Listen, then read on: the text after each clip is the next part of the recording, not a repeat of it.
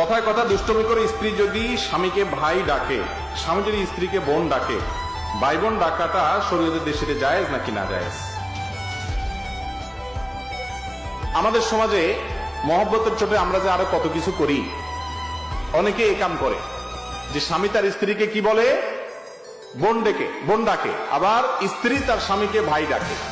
আবু দাউদের এক হাদিস থেকে আমরা জানতে পারি যে এক ব্যক্তি নবী করিম সাল্লাল্লাহু আলাইহি সাল্লামের যুগে তার সময় এরকম, তিনি পুরুষ ছিলেন, তার স্ত্রীকে তিনি বোন ডেকেছেন, হে বোন আমার, এরকম বলেছেন।